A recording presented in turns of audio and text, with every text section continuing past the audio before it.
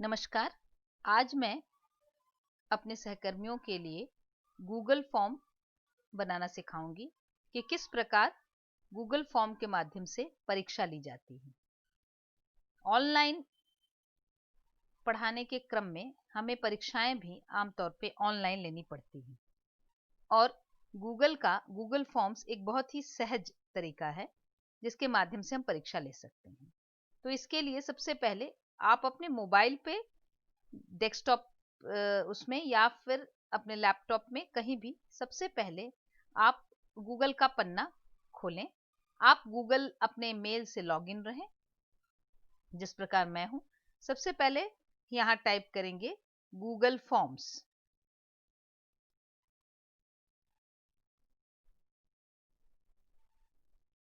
Google forms type करने के साथ ही यहाँ पर गूगल फॉर्म्स ऑनलाइन जो free online survey for personal use ये आ जाएगा।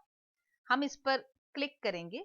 क्लिक करते ही हमारे सामने दो विकल्प आ जाएंगे। एक है पर्सनल इस्तेमाल के लिए, निजी इस्तेमाल के लिए, या फिर बिजनेस यूज के लिए यानी कारोबार के लिए। इसमें हम निजी इस्तेमाल वाले हिस्से पर क्लिक करेंगे और हमारा गूगल फॉर्म खुल जाएगा। गूगल फॉर्म का पन्ना खुलते ही हमारे सामने इस तरह का एक स्क्रीन आएगा जिसमें ब्लैंक एक पन्ना है। स्टार्ट अ न्यू फॉर्म ये है ब्लैंक पन्ना। इसके अलावा ये बहुत सारे टेम्पलेट हैं जो गैलरी में है, यानी ये इस तरह के बहुत सारे डिजाइन और बहुत सारे रंग बिरंगे टेम्पलेट हमारे सामने हैं। हम चाहें तो इनको भी इन पर किसी पर भी क्लिक करते ही हमारा गूगल फॉर्म खुल जाएगा। तो हम रंग बिरंगा भी बना सकते हैं, कभी असाइनमेंट या सर्वे कुछ करवाना हो तो ये सारी चीजें हम कर सकते हैं। लेकिन यहाँ मैं ब्लैंक फॉर्म पे ही बनाऊंगी। तो आप या तो यहाँ पे ब्लैंक ले सकते हैं या फिर आप सीधे यहाँ नीचे की तरफ एक ब्लैंक क्विज का पन्ना दिख रहा है जो एजुकेशन के अंडर में है। आप सीधे यहाँ से ब्लैंक क्विज भी ले सकते हैं। ब्लैंक क्विज पे जैसे ही क्लिक करेंगे आपके सामने आपका ये ब्लैंक क्विज का पन्ना खुल जाएगा। ब्लैंक क्विज में यानी आप उस तरह के प्रश्नों को देंगे जिस तरह के जो क्विज स्टाइल में होता है। यदि आप चाहें तो मैं ये नहीं बताकर मैं सीधे बता रही हूँ कि आप एक ब्लैंक जो पन्ना गूगल का कैसे गूगल फॉर्म का खोलेंगे। यहाँ पर हम ब्लैंक पर क्लिक करेंगे। ब्लैंक पर क्लिक करते ही हमारे पास एक अनटाइटल्ड फॉर्म आ जाएगा। अनटाइटल्ड फॉर्म का अर्थ है कि अभी आपको इसको नाम देना बाकी है। आप अपनी इच्छा अनुसार इसे कोई भी नाम दे सकते हैं। मैं इसे अपने कॉलेज के लिए एक परीक्षा विद्यार्थियों के लिए एक परीक्षा का मैं एक फॉर्म बना रही हूँ, तो मैं उस हिसाब से यहाँ पर नाम दूंगी अपने कॉलेज का, खिदिरपुर कॉलेज।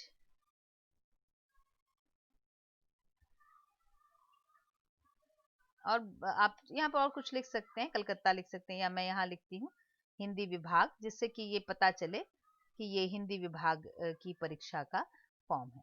और नीचे हम लिख सकते हैं उनके किन के लिए फॉर्म है, जैसे ये बीए बीकॉम के विद्यार्थियों के लिए, बीए बीकॉम बीएससी के विद्यार्थियों के लिए फॉर्म है। तो BA B com B S BSc के विद्यार्थियों का है। और इसके बाद हम लिख देंगे विषय क्या है। तो जो कंपलसरी हिंदी सबको पढ़ना पड़ता है उसको, उसका नाम है AECC। तो ये हमारा विषय हो गया। अब हमारे सामने ये इसका एक फ्रंट पन्ना खुल गया। और आप अनटाइटल फॉर्म पे जाकर अगर ऐसे क्लिक कर देंगे तो वो आपके फॉर्म का नाम ही यही हो गया, खिदिरपुर हिंदी विभाग। आप अगर चाहें तो यहाँ पर विषय भी लिख सकते हैं ताकि वो हमेशा दिखता रहे। ये आपके ऊपर है। तो हम चाहें तो ये ऊपर इसको बदल के इसको यहाँ पर AECC का पेपर भी लिख सकते हैं। अब हम देखेंगे कि हमारे सामने जो ये पन्ना खुला है इसमें क्वेश्चंस हैं। हम क्वेश्चन के अंडर में जा रहे हैं। ये रेस्पॉन्स है, रेस्पॉन्स पर हम बाद में जाएंगे। यहाँ पर हमारे सामने एड ऑन्स है। तो और यहाँ पर कस्टमाइज थीम है। कस्टमाइज थीम में आप यहाँ पे रंग बदल सकते हैं। जैसे ये बैंगनी रंग हमने चुना हुआ है, अगर हम इसको लाल कर देंगे तो पूरा देखिए प्रश्न पत्र लाल हो गया। बैकग्राउंड आप अपने हिसाब से भी बदल सकते हैं। तो ये कलर क्या रखना चाहते हैं, देखिए मैं जैसे जैसे कलर पे क्लिक कर रही हूँ कलर बदल रहा है। तो ये कलर बदल दिया। आप बैकग्राउंड कलर भी आप चाहे तो अपनी इच्छा अनुसार बदल सकते हैं। तो हम यही रखते हैं जो मैंने पहली बार चुना था। तो ये थीम है, इसमें कलर बदल सकते हैं बैकग्राउंड का, और फॉन्ट साइज भी बदल सकते हैं। इसके साथ ही अब आइए हम लोग प्रश्नों की बात करिए। सेटिंग है, सेटिंग पर हम बाद में चर्चा करते हैं।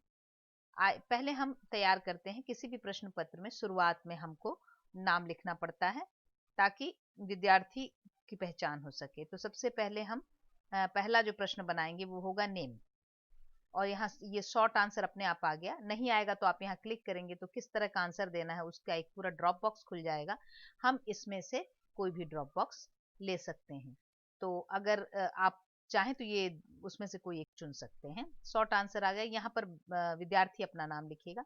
ये हमारा प्रश्न तैयार हो गया। अब इसमें करना क्या है, यहाँ नीचे जो दिख रहा है ये डुप्लीकेट है, यानी आप चाहें तो सेम प्रश्न जैसे ही क्लिक करेंगे तो अगला प्रश्न वैसा ही बन जाएगा। ये डिलीट है, अगर आपको प्रश्न पसंद नहीं है या आप इसको यहाँ से डिलीट करना चाहते हैं तो डिलीट कर सकते हैं।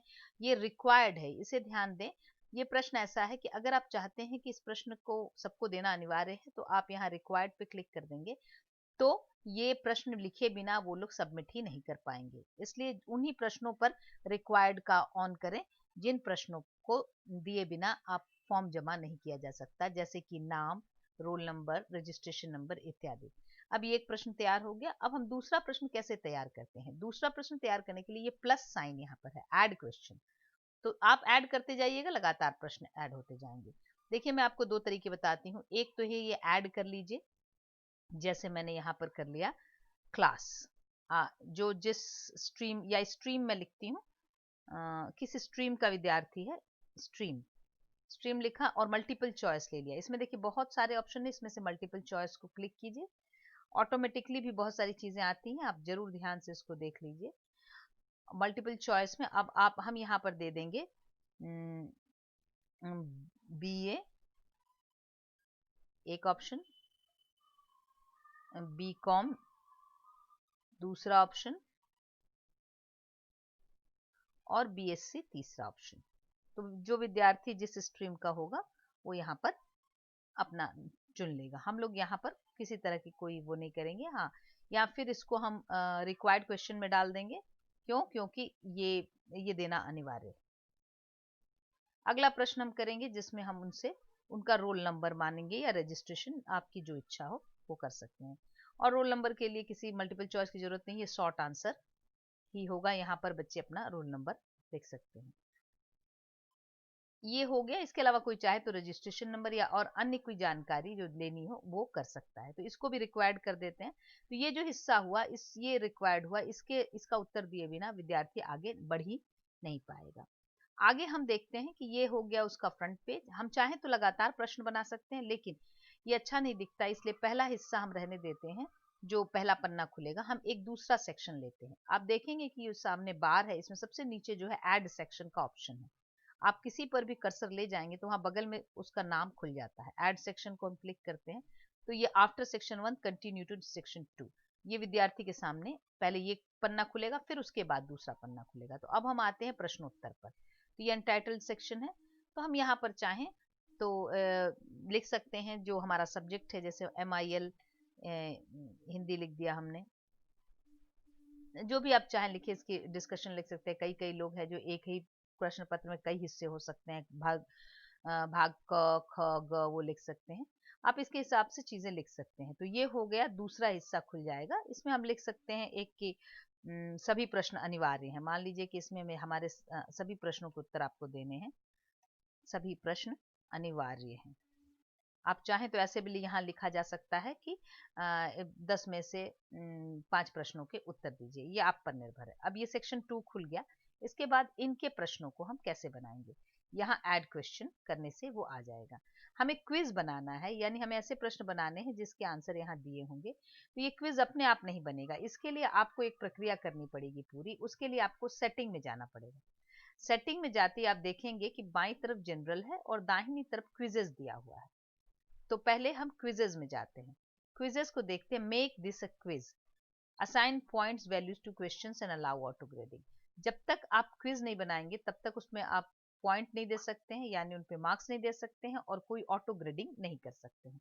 तो हम ये मेक अ क्विज कर दिया। क्विज करते ही आपके सामने ये जो हल्के रंग में था वो गाढ़ा हो जाता है और आपके सामने कई ऑप्शंस आते हैं। क्विज के ऑप्शन है कि आप क्या चाहते हैं कि इमीडिएटली कि उनका ग्रेड या उनका मार्क्स कब पता चले, जैसे वो परीक्षा दे दें तुरंत उसके बाद, या फिर बाद में आप उसको मैनुअल रिव्यू करके खुद चेक करके तब नंबर देंगे। यदि आप छोटे प्रश्न या मल्टीपल चॉइस क्वेश्चन दे रहे हैं तो ये पहला ऑप्शन ठीक होता है। लेकिन यदि आप बड़े प्रश्न दे रहे हैं जिसमें बच्चों को लंबा लिखना है और आपको उसका मूल्यांकन करना है विशेषकर साहित्य में, तो आपको ये ऑप्शन भी आप ले सकते हैं, लेटर आफ्टर मैनुअल करेक्शन या मैनुअल रिव्यू।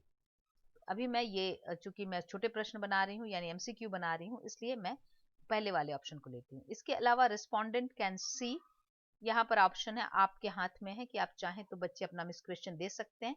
अगर आप इसको हटा देंगे तो वो नहीं देख पाएंगे। आप चाहते हैं बच्चे करेक्ट आंसर देखें तो यहाँ पर क्लिक करिएगा तो करेक्ट आंसर देख पाएंगे, इसको हटा दीजिएगा तो नहीं देख पाएंगे। इसी के साथ ही किसमें कितना नंबर मिला है ये देखना चाहें तो भी ये ऑप्शन आप हटा या रख सकते हैं। अगर आपको रखना है तो इस पर आपको इसको सिलेक्ट करके क्लिक करना होगा। ये हो गया क्विजेस। क्विजेस के अलावा अब हम जनरल पे आते हैं। प्रेजेंटेशन जो है वो है कि आप किस तरह से उसको दिखाना चाहें। So link to submit another response, हम लोग लिंक ही देते हैं और यहाँ कंफर्मेशन मैसेज आप दे सकते हैं कि जैसे यहाँ अंग्रेजी में आएगा your response has been recorded, यहाँ हमेशा ही आएगा। लेकिन आपको अगर इच्छा है कि इसको हिंदी में हम दे देते हैं कि आपकी प्रतिक्रिया दर्ज कर ली गई है, तो ये भी लिख सकते हैं। या कुछ और लिखना है तो लिख सकते हैं, जो कि जैसे वो सबमिट करेंगे वहां वो आ जाएगा। प्रोग्रेस बार, सफल क्वेश्चन ऑर्डर। सफल क्वेश्चन ऑर्डर का अर्थ होता है कि अगर आपने प्रश्न बनाए हैं और आप चाहते हैं कि वह प्रश्न अलग अलग क्रम से आए, ऊपर नीचे होकर आए, क्योंकि जिस विद्यार्थी के पास जाए सेम नहीं जाए क्वेश्चन पेपर, ऊपर नीचे होते हुए जाए, तो आप सफल क्वेश्चन ऑर्डर कर सकते हैं। ये मैं अभी नहीं कर रही हूँ। सो प्रोग्रेस बार में स्टूडेंट का प्रोग्रेस बार दिखाई देता है। ये इसके बाद हम आते हैं जनरल पे। जनरल में आप चाहे तो ईमेल एड्रेस ले सकते हैं, आमतौर पे हम ईमेल एड्रेस लेते हैं। तो ईमेल एड्रेस लेना। रिस्पॉन्स रेसिपिएंट, रिस्पॉन्स रेसिपिएंट्स का अर्थ होता है कि अगर वो चाहे तो उसके मेल पे उसके नंबर चले जाएंगे। तो हम लोग इसको ऑलवेज कर देते हैं ताकि उसने जैसे ही परीक्षा दिया उसके उसकी स्वीकृति या अस्वीकृति वहां चली जाती है। अगला है कि आप क्या चाहते हैं कि क्या इसका रिस्पॉन्स एक बार हो, एक बार ही दे, एक विद्यार्थी एक बार ही परीक्षा दे या कई बार दे। अगर आप चाहते हैं वो सिर्फ एक बार परीक्षा दे सके तो आपको ये सिलेक्ट करना पड़ेगा। लेकिन चाहते कि नहीं वो जितनी बार चाहे दे सकता है तो फिर आप इसको हटा सकते हैं। हम लोग आमतौर पर परीक्षाओं में एक बार ही रिस्पॉन्स की अनुमति देते हैं। ये नीचे जो दिया हुआ ये दोनों नहीं देना चाहिए, क्योंकि ये बच्चों को अधिकार देता है स्टूडेंट्स को कि वो बाद में अपने प्रश्न को बदल सकते हैं, एडिट कर सकते हैं उत्तर को, और चार्ट इत्यादि दे सकते हैं। तो ये रिस्पोंडेंट कैन को हम लोग आमतौर पे नहीं ओपन रखते हैं। अब यहाँ पर हम दाहिने जाकर इसको सेव करते हैं। सेव करने के बाद हमारे सामने ये अब आ गया। अब हम क्विज या क्वेश्चन बना पाएंगे और उस पर हम आसानी से नंबर अलॉट कर पाएंगे। सेक्शन 2 में चलते हैं। हमारा सेक्शन 2 खुल गया है। यहाँ पर हम प्रश्न बनाएंगे। जैसे पहला प्रश्न मैं बना रही हूँ, आप पहले से प्रश्न को बना कर रख सकते हो, यहाँ पर कॉपी पेस्ट कर सकते हैं, ये आपके ऊपर है। अब मैं प्रश्न बना रही हूँ कि मंत्र कहानी के लेखक कौन है, ये प्रश्न हुआ। प्रश्नवाचक चिन्ह लगा दिया। अब इसके बाद ये मल्टीपल चॉइस हमने चुना। इसमें बहुत सारे ऑप्शन है, आप चाहें तो इसको सिंगल चुन सकते हैं, जैसे कि शॉर्ट आंसर, इसमें प्रेमचंद उनको लिखना होगा। लेकिन मल्टीपल चॉइस भी चुन सकते हैं। मल्टीपल चॉइस में हम क्या करेंगे, हम कई नाम दे देंगे। जैसे उत्तर में महादेवी एक नाम दे दिया, हमने दे दिया महादेवी। अगला ऑप्शन, आप आगे चलते जाएंगे, क्लिक करते जाएंगे, ऑप्शन अगला खुलता जाएगा। अगला उत्तर दे दिया प्रेमचंद। उसके बाद अगला दे देते हैं निर्मल वर्मा, और उसके बाद दे देते हैं नागार्जुन। अब आपके प्रश्न और आपके उसके हिसाब से दे दीजिए। इसमें आपने 4 ऑप्शन दे दिए। 4 ऑप्शन में एक ऑप्शन सही है। हम आंसर की के माध्यम से सही आंसर को क्लिक करेंगे और साथ ही साथ उस पे कितने पॉइंट्स हमको देने हैं वो तय करेंगे। जैसे मैंने यहाँ इस पे 2 पॉइंट दे दिया। यहाँ डन क्लिक करेंगे तो हमारे सामने ये प्रश्न इस रूप में आ जाएगा। आप चाहें तो इसको रिक्वायर्ड कर सकते हैं, लेकिन रिक्वायर्ड करते इस प्रश्न का उत्तर देना अनिवार्य हो जाएगा। तो हम प्रश्न पत्र को आमतौर पे अनिवार्य नहीं करते हैं, सिर्फ जो नाम, रोल नंबर इत्यादि को अनिवार्य करते हैं। आप चाहें तो इस प्रश्न को ज्यों का त्यों डुप्लीकेट कर सकते हैं। अब हम यहाँ पर इसको डुप्लीकेट कर लें। हमने सुविधा भी होती है कई बार, जैसे इसमें मैंने अब कर दिया कि घीसा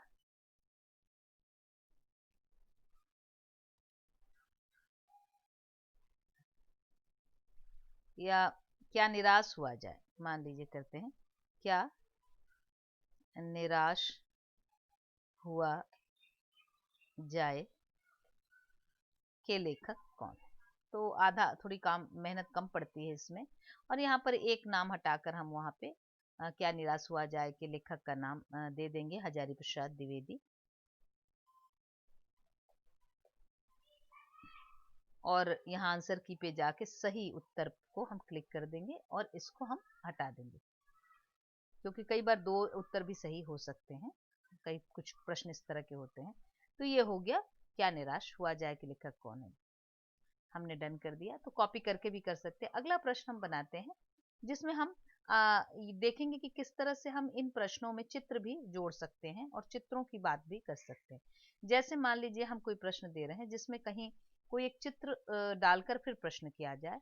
तो हमने जैसे ही हम उसको इंसर्ट इमेज पे क्लिक करेंगे, हमारे सामने इंसर्ट इमेज का आ जाएगा। इसमें आप कैमरा इस्तेमाल कर सकते हैं, फोटोज आपकी गैलरी में जो है उसका इस्तेमाल कर सकते हैं, गूगल ड्राइव से ले सकते हैं, गूगल इमेज सर्च से ले सकते हैं। मैं गूगल इमेज सर्च से ले रही हूँ। गूगल इमेज सर्च पे जाके मैं प्रेमचंद लिखती हूँ तो देखिएगा कि प्रेमचंद की तस्वीर आ जाएगी। प्रेमचंद की तस्वीर को लिया, उसे डबल क्लिक किया, आप देखेंगे आपके प्रश्न में वो चित्र जुड़ गया। और इमेज के जुड़ते आप ऊपर प्रश्न, यह किसकी तस्वीर है या यह कौन है। आप किसी भी तरह के प्रश्न को बना सकते हैं। यह किसकी तस्वीर है, प्रश्न ये हुआ। और आप नीचे फिर यहाँ पे करने के बाद आप यहाँ पे प्रश्न, ये तस्वीर जोड़ने के बाद आप इसमें ऑप्शन जोड़ सकते हैं। मल्टीपल चॉइस के क्वेश्चन के अलावा आप यहाँ पे बड़े प्रश्नों के उत्तर भी दे सकते हैं। जैसे मंत्र, मान लीजिए आपको देना है मंत्र कहानी का उद्देश्य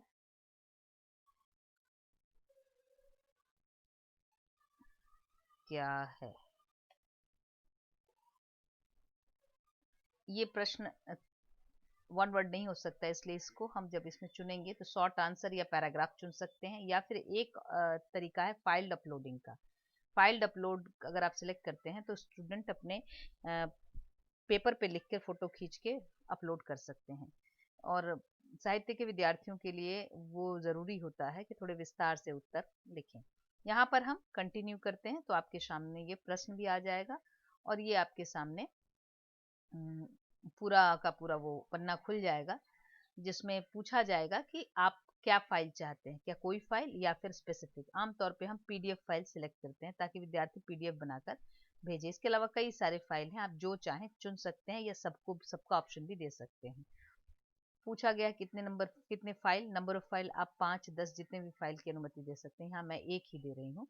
उसके बाद फाइल की साइज भी आप डिसाइड कर सकते हैं, तय कर सकते हैं। यहाँ मैं 10 MB नहीं देकर 100 MB दे रही हूँ, कभी कभी फाइल थोड़ा भारी होता है। और यहाँ आंसर की आ गया, आंसर की आप लगाइए और यहाँ पर आप उस प्रश्न के लिए 5 नंबर आपने दे दिए और डन। ये आपका जो प्रश्न है वो हो गया तैयार, जिसमें आपने 5 नंबर का एक प्रश्न बनाया जो कि पीडीएफ में होगा और जो 100 MB से ज़्यादा नहीं होना चाहिए। इसी तरह आप कई तरह के प्रश्न बना सकते हैं। ये जो प्रश्न है तस्वीर वाली, इस पे हम लोगों ने ऑप्शन दिया था, लेकिन हमने अभी तक इसको वो नहीं, यहाँ पर हम मल्टीपल चॉइस नहीं देके उनको ये ऑप्शन देते हैं शॉर्ट आंसर, यानी इनको नाम बताना है। और यहाँ पर जो आंसर की हम डाल देंगे, यानी हम डाल देंगे कि करेक्ट आंसर क्या है। तो यहाँ पर हम लिख देंगे प्रेमचंद।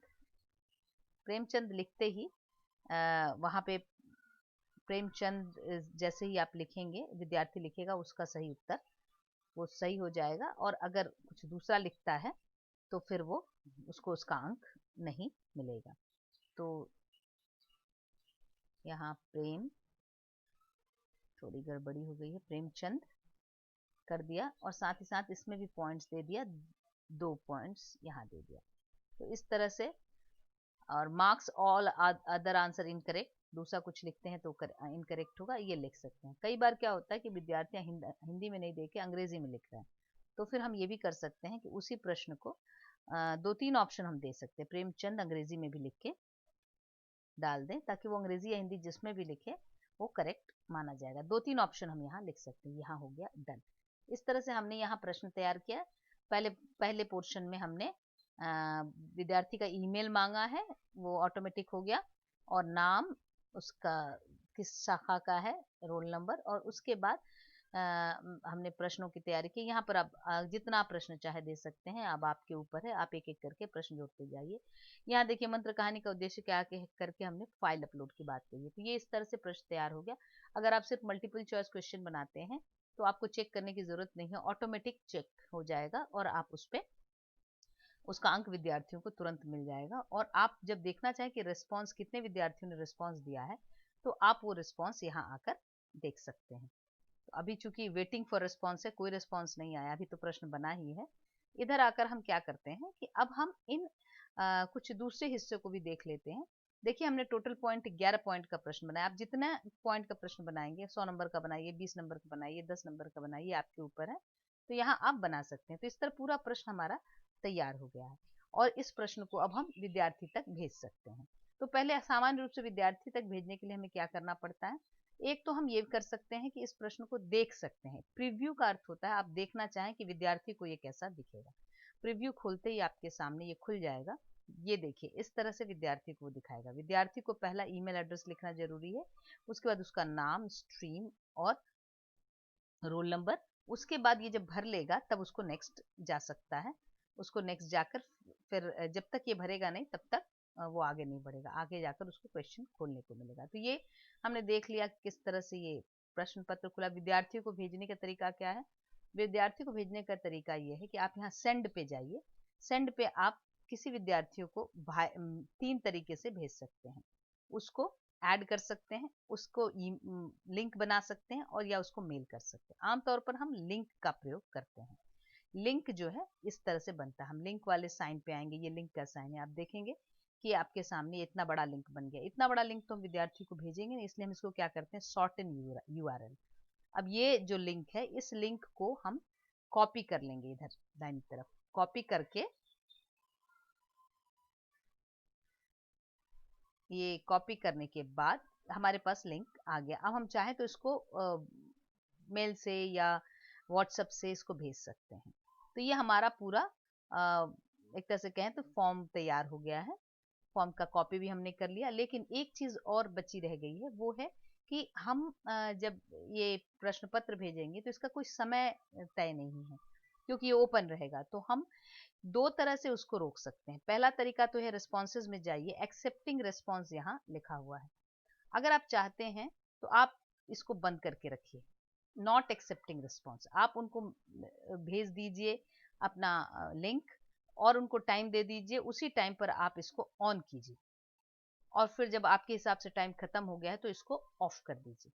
तो ये तरीका एक हो सकता है जो आप मैनुअली इसको कलेक्ट करेंगे कि आपने शुरू किया 12 बजे, इसको ऑन कर दिया और फिर आप 12:30 बजे इसको ऑफ कर दिया। आप चाहकर भी कोई विद्यार्थी जमा नहीं दे पाएगा।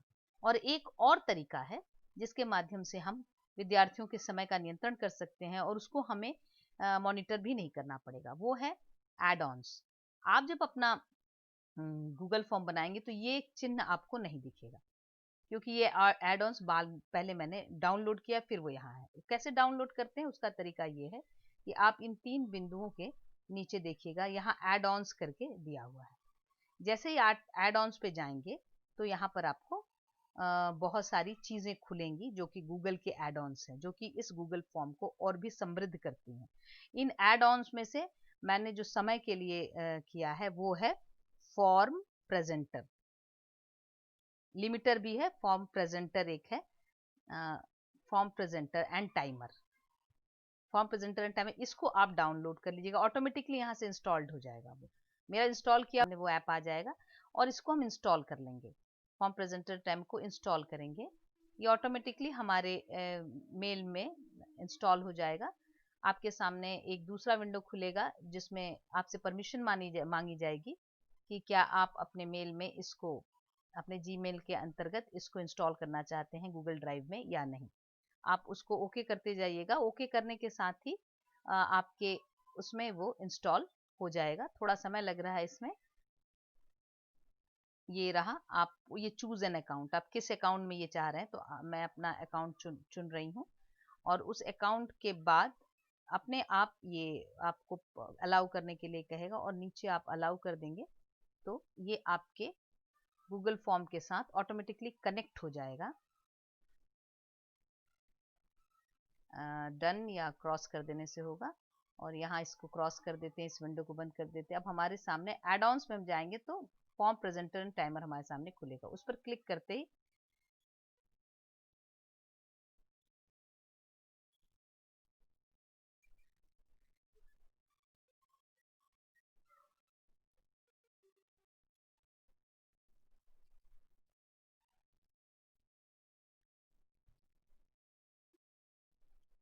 फॉर्म प्रेजेंटर के माध्यम से हम टाइम कंट्रोल पर आएंगे और देखेंगे कि टाइम कंट्रोल का एक ये यहाँ घड़ी बनी हुई है। आप यहाँ चाहें तो इनेबल कर सकते हैं ऑलवेज या स्पेसिफिक टाइम। ऑलवेज का मतलब है कि जैसे ही बच्चा फॉर्म खुलेगा तो उसको 30 मिनट का समय मिलेगा या 10 मिनट, आप जो जितना समय देना चाहे दे सकते हैं, 30, 35, 40, 32, 10। आपने यहाँ मिनट तय कर लिया तो उसको जब भी फॉर्म खुलेगा उसको 30 मिनट के अंदर उत्तर देना होगा। और यहाँ पर है कि ये अलाउ कीजिए 1 ब्रेक, वो एक बार एग्जाम दे सकता है या बीच में रोक सकता है, या अलर्ट बिफोर 1 मिनट, तो ये हम लोग लगा के रखते हैं खत्म होने के पहले 1 मिनट पहले उसको अलाउ मिल जाए। स्पेसिफिक टाइम का अर्थ होता है यहाँ पर स्पेसिफिक टाइम लगा देंगे तो आप यहाँ पर टाइम दे सकते हैं, डेट दे सकते हैं कि किस दिन कब ये फॉर्म खुलेगा और कब बंद होगा। तो इस तरह से यहाँ पे हम टाइम कंट्रोल लगा सकते हैं। और इसके अलावा इसमें ऑडियंस कंट्रोल, एक्शन कंट्रोल और अदर सेटिंग है। तो ये सारी चीज़ों की डिटेल में नहीं जा रही हूँ मैं। अब यहाँ से हम इस फॉर्म को पब्लिश कर देंगे। पब्लिश फॉर्म करते ही हमारे सामने उसके अंतर्गत ये उसका लिंक आ जाएगा। अब ये है कि आप क्या देखना चाहते हैं। कॉपी लिंक टू क्लिपबोर्ड, आप क्लिक करके रख सकते हैं। आप गूगल क्लासरूम में इसको डाल सकते हैं, इंटीग्रेट कर सकते हैं। आप चाहें तो इसको व्यू कर सकते हैं। एक बार हम व्यू करके देखते हैं कि ये फॉर्म कैसा दिख रहा है और कैसे टाइमर स्टार्ट होता है। जैसे हम खोलेंगे फॉर्म को तो ये फॉर्म ऐसे ही विद्यार्थियों के सामने खुलेगा। देखिए यहाँ लिखा हुआ है, ये आपका फॉर्म आ गया, टोटल टाइम 30 मिनट्स। जैसे आप स्टार्ट करेंगे यानी जैसे आपका क्वेश्चन पेपर खुलेगा आपका समय स्टार्ट हो जाएगा। आप देखिए इस तरह से समय स्टार्ट हो गया। इस कोने में वो समय लगातार चल रहा है। आपके पास क्वेश्चन पेपर है, मैं यहाँ पर उसका उत्तर देती हूँ ताकि मैं ये भी बता सकूं कि किस तरह उत्तर आपको मिलेंगे। ईमेल एड्रेस, मैं यहाँ अपना ईमेल डाल रही हूँ।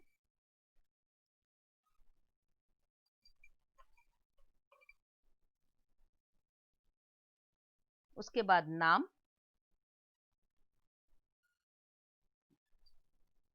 ये विद्यार्थियों के सामने ठीक इसी तरह से आएगा। स्ट्रीम, स्ट्रीम में मैंने ऑप्शन दिया था इसलिए यहाँ पर कई ऑप्शन खुलेंगे। जैसे हम इसको नीचे करेंगे तो हम लोग करते हैं बीए, बीए को हमने चुन लिया। फिर आगे चलेंगे तो रोल नंबर पूछा, मान लीजिए हमने 1 2 एक रोल नंबर दे दिया और नेक्स्ट पन्ने पे जाते ही हमारे सामने प्रश्न खुल जाएगा। MIL हिंदी या जो भी आपने लिखा है। मंत्र कहानी के लेखक कौन है, हमने प्रेमचंद को चुना। उसके बाद है कि क्या निराश हुआ जाए के लेखक कौन है, तो हजारी शरद द्विवेदी को चुना। और आगे जो भी है प्रश्न आता है किसकी तस्वीर है और आपका आंसर यहाँ ऊपर लिख देना है। तो मैं यहाँ ऊपर लिख दे रही हूँ अंग्रेजी का ही, चूंकि फॉन्ट अभी है तो मैं अंग्रेजी में ही लिख रही हूँ। और नीचे जो है एक और प्रश्न था कि मंत्र कहानी का उद्देश्य क्या है। तो यहाँ पर ये विद्यार्थी को ऐड फाइल करना पड़ेगा। ये ऐड फाइल करके मान लीजिए कि ये प्रश्न मैंने लिख लिया, इसका फॉर्म बना लिया और जहां भी बनाया है वहां से अपने मोबाइल से या अपने डेस्कटॉप से उसको ऐड कर सकते हैं। तो ये ऐड फाइल करके वहां ऐड करना होगा। मैं इसके डिटेल में नहीं जा रही हूँ, विद्यार्थी जब इसको करेंगे तो उसको यथावत कर लेंगे।